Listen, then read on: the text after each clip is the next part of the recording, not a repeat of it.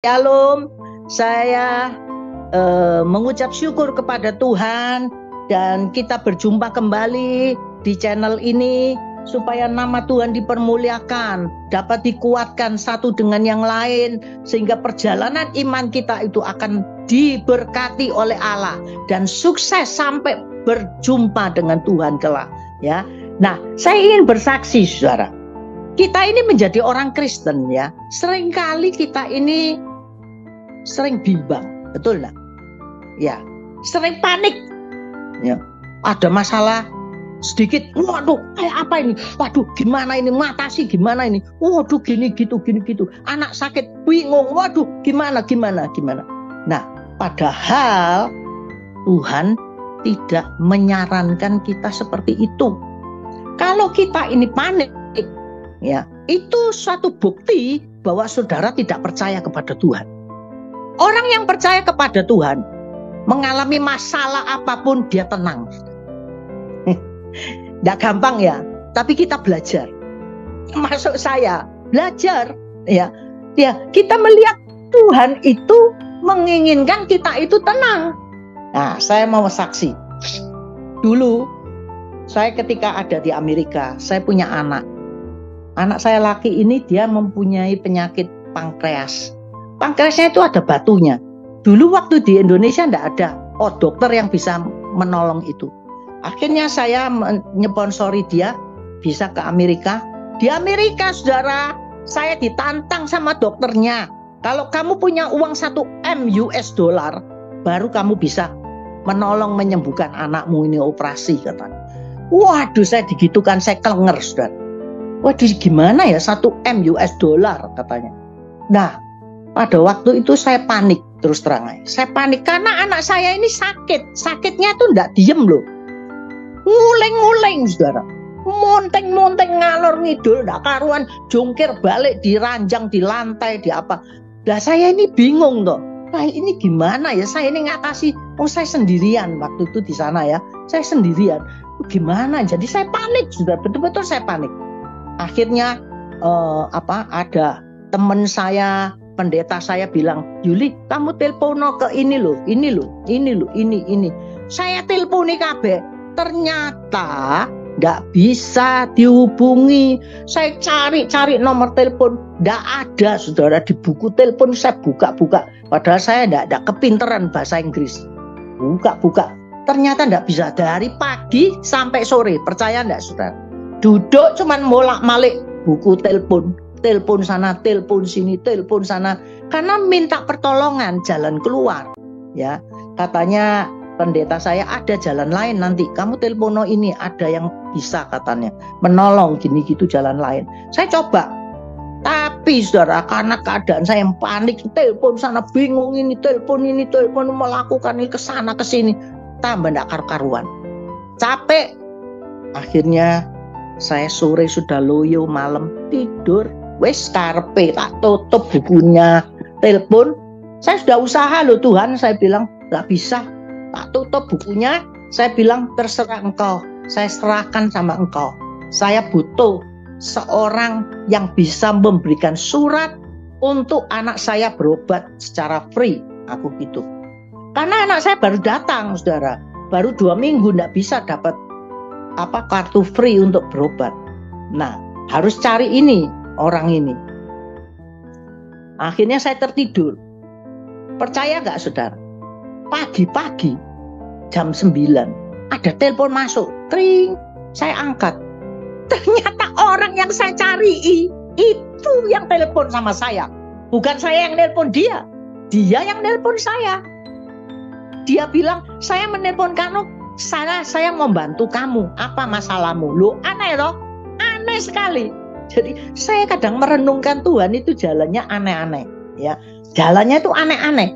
Itu sebabnya di dalam 1 Petrus pasal 4 ayat 7 itu dikatakan, kuasailah dirimu, jadilah tenang supaya kamu dapat berdoa. Orang kalau bingung tidak bisa sembahyang, sudah bingung kabeh pikirannya utak, tidak bisa berdoa. Nah, itu sebabnya Tuhan mengajari kita harus menguasai hati kita. dan jadi tenang. Supaya kita dapat berdoa. Mengapa kita bisa tenang? Karena kita percaya bahwa Allah kita itu Allah yang hebat, yang bisa menolong kita. Contoh, ya toh, Paulus dan Silas waktu masuk penjara. Lihat, mereka di penjara. Apa yang mereka lakukan? Mereka nyanyi, memuji Tuhan. Apa nangis-nangis? Apa gebrok-gebrok? Enggak. Menyanyi, memuji Tuhan. Ya, saudara-saudara. Tapi justru tengah malam waktu dia tidur enak-enak ngorok. Tahu-tahu malaikat itu datang, itu rantainya bisa buka semua dan ada jalan keluar dari penjara. Nah, demikian juga Gideon, Hagar dulu ya.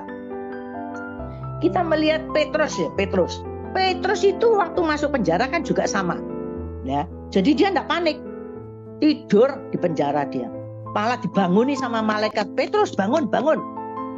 Langsung itu gembokan rantai yang ada di tangannya itu langsung rontok semua. Pintu terbuka. Disuruh ikut malaikat ini, dia keluar dari penjara. Petrus seperti itu. Waktu dia tidak panik, tenang, malah tidur, saudara. Nah, kita melihat juga Hagar tahu ya saudara ya, istrinya Bapak Abraham. Ketika dia disuruh pergi meninggalkan Sarah, dia bawa anak kecil loh saudara. Tengah perjalanan airnya habis, anaknya kehabisan, haus. Dia bingung di tengah padang gurun belantara, tidak ada air, mati anaknya ini. Panik enggak? Panik saudara. Tapi apa yang dia lakukan? Dia taruh di bawah pohon anaknya, lalu dia menangis berseru kepada Tuhannya, Bapak Abraham. Dia berseru. Begitu dia berseru, Tuhan mendengar doanya, matanya dibuka. Ternyata air itu tidak jauh dari tempat dia. Mungkin karena dia panik, dia tidak bisa lihat air itu. Ya, dibuka sama Tuhan, dia lihat ada air di situ. Sehingga dia begitu selesai doa, langsung dia ambil air itu diberikan ke anaknya. Nah, saudara-saudara, kita melihat ya, belajar dari orang-orang yang hebat-hebat ini. Kapankah mujizat itu terjadi? Pertolongan Tuhan itu terjadi di saat mereka berserah sama Tuhan dan tenang, tidak bingung, tidak cemas, gelisah, panik, khawatir. Ya, serahkan sama Tuhan, taruh saja. Cerita Tuhan, aku tidak bisa apa-apa ini. Terserah Tuhan gimana. Nah, sekarang kita mau belajar tentang kehidupan daripada bangsa Israel.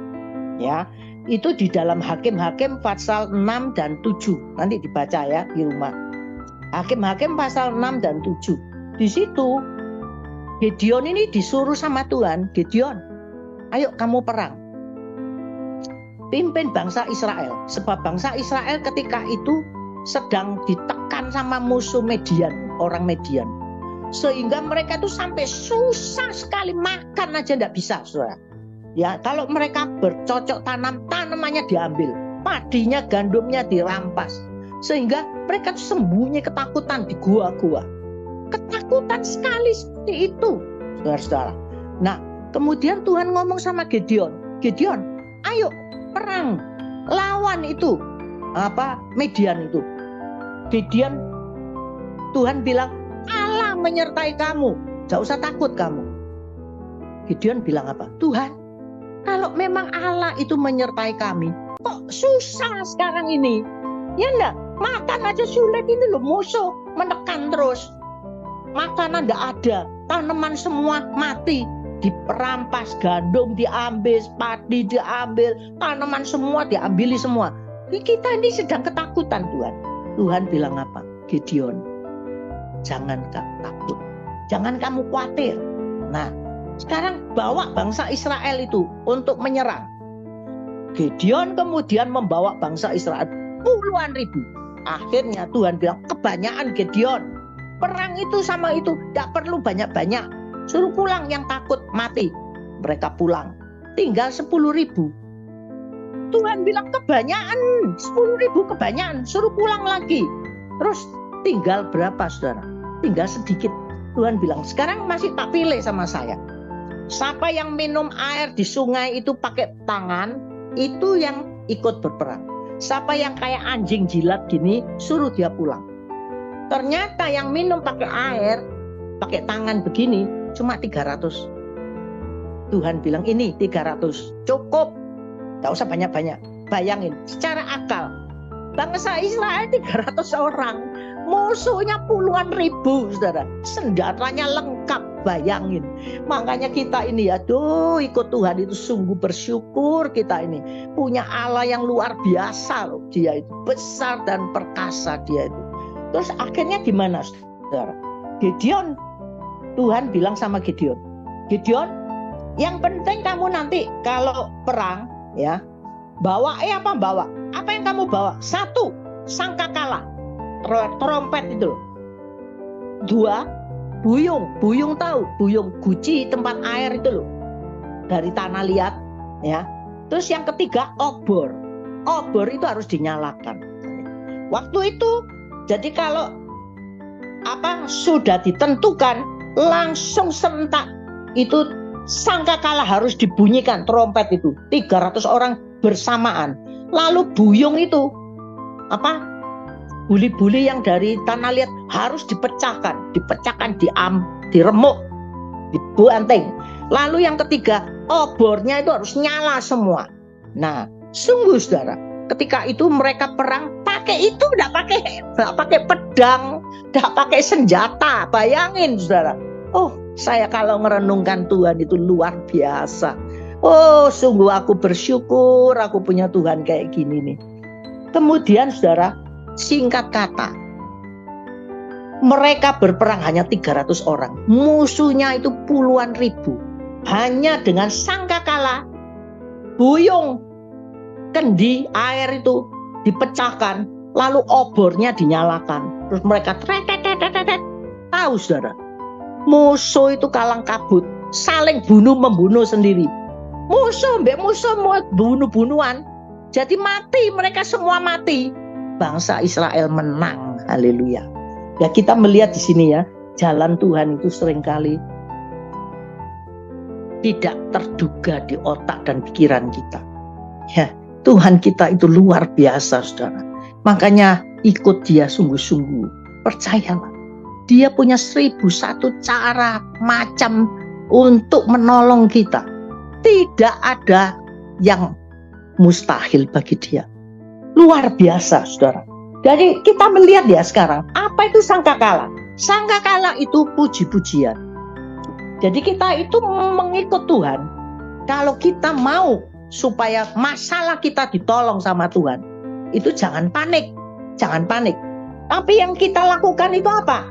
Nyanyi, memuji Tuhan, dan berharap kekuatannya. Kekuatan kuasanya. Bukan kita loh, aku yang hebat, aku yang bisa, aku mampu. Bukan, kita menyanyi menyembah Tuhan. Katakan, aku tidak mampu Tuhan, Engkau yang bisa. Izinkan dia bekerja, menyelesaikan masalah saudara. Dan yang kedua dikatakan buyung. Buyung itu dari tanah liat, saudara, tempat air. Ya, itu apa? Itu tandanya kehidupan kita ini seperti tanah liat adanya. Kita harus selalu sadar, ini loh tanah liat. Tidak ada artinya apa-apa. Tidak ada kepintaran apa-apa. Jangan merasa diri kita itu hebat, luar biasa. No, nothing. Tanah liat.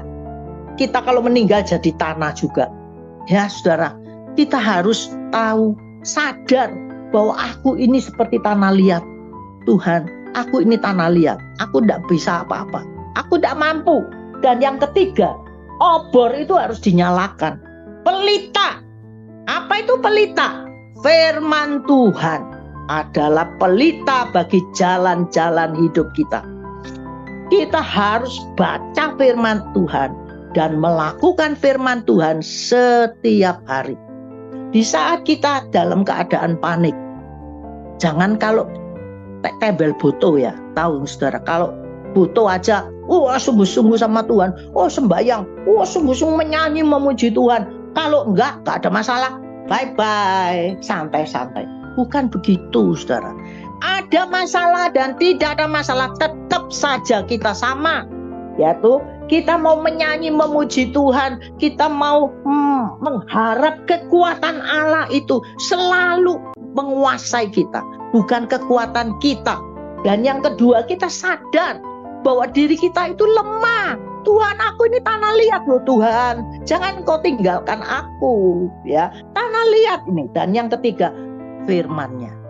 Jadi kita baca firman Allah dan kita renungkan siang dan malam, dan sebetulnya enak kok ikut Tuhan, cuma gitu aja loh saudara, 3 itu.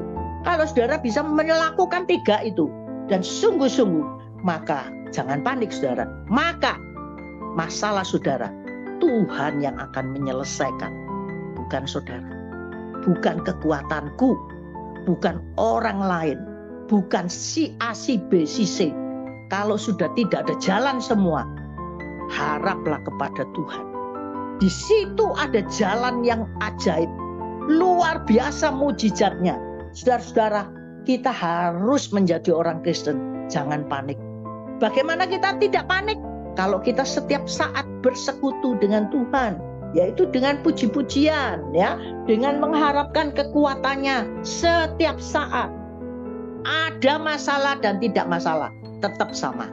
Dan yang kedua, kita sadar bahwa diri kita itu lemah. Tanah liat ini loh tanah, ya. Terserah Engkau Tuhan, aku tidak mampu, aku tidak bisa mengatasi masalahku ini loh, ceritakan. Dan yang terakhir, firman Tuhan menjadi suluh buat setiap jalan kita, supaya jalan kita itu dituntun oleh Roh Kudus, oleh firman Allah setiap hari, setiap saat. Bukan hanya pada waktu kita butuh, bukan pada waktu kita ada masalah. Ada masalah dan tidak masalah, tetap seperti itu.